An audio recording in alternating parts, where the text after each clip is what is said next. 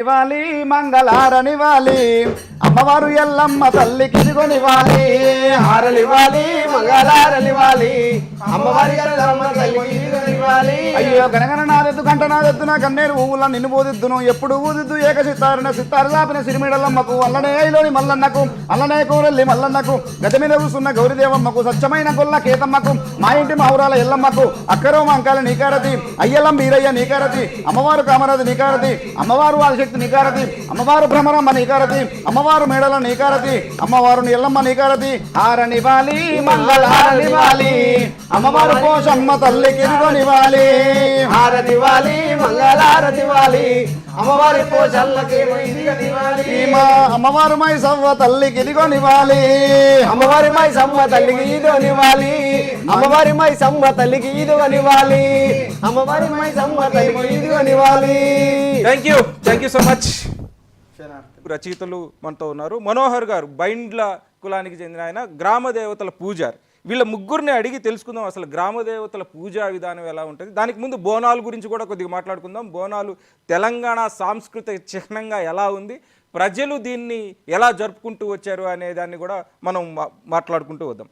ముందుగా ఒగ్గురవి గారు మీతో స్టార్ట్ చేద్దాం. ఒక బోనాలు అనగానే మనకు గుర్తొచ్చే పోషమ్మ కథతో మనం ఈ కార్యక్రమాన్ని మొదలు పెడదాం.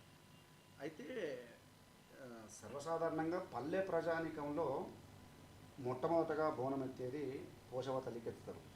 ఇక్కడ మనకు ఈ జంట నగరాలలో మనకు లష్కర్ బోనాలు అని చెప్పి మనకు ఆషాఢ మాసంలో వచ్చినప్పటికీ పల్లె ప్రజానికం శ్రావణ మాసంలో ఎత్తుతారు. అదంతా మనకు తెలిసిన, ఎందుకంటే ఇదంతా వానాకాలం కాబట్టి, ఇది చినుకుబడే కాలం కాబట్టి, ఈ చినుకుబడే కాలంలోనే ఎక్కువగా రోగాలు కూడా సంక్రమిస్తాయి కాబట్టి ముందుగాల పోషవ తల్లికి 2 ఉల్లిగడ్డలు వేసి, అమ్మ మాకు ఎటువంటి ఇబ్బంది కలగకుండా మా పిల్లలు ఉంటాము మేము ఉంటామని చెప్పి తదేకంగా కోల్చుకునేటువంటి పండుగ అమ్మవారికి. ఇంత బోనం అంటే భోజనం, అమ్మవారికి పెట్టేటువంటి భోజనమే ప్రకృతి పర్యాయపదంగా మనము బోనం అంటున్నాము.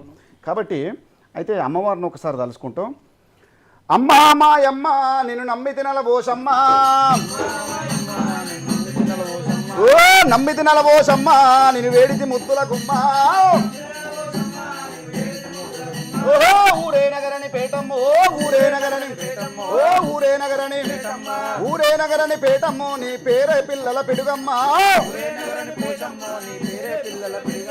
కొండల పైన వెలిసినవే కొండల పైన కొండల పైన వెలిసినవే నువ్వు కోయిల పలుకులు వలికినవా,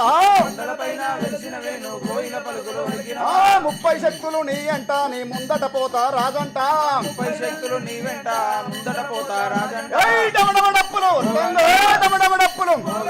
డమడమడప్పులు కొట్టంగా ఇక హగులో పుగులో పుట్టంగా, డమడమడప్పులు కొట్టంగా ఇక హగులో పుగులో పుట్టంగా, ఏగేటి చమటికలమ్మో ఏగేటి చమటికలమ్మ, ఏగేటి చమటికలమ్మో మోగేటి కిన్నెరలమ్మ, కోడి పిల్లలే కొబ్బరికాయలే నిమ్మకాయలే నీరతి బోనము, కళ్ళు శాఖలు బెల్లము శాఖలు కావు పిల్లలు కటాల గమ్మతే వెయ్యగండ్ల బోనాలమ్మో, అమ్మా మాయమ్మ నేను నమ్మి తినల పోసమ్మ, నమ్మి తినల పోసమ్మ నేను వేడితి ముద్దుల గుమ్మ,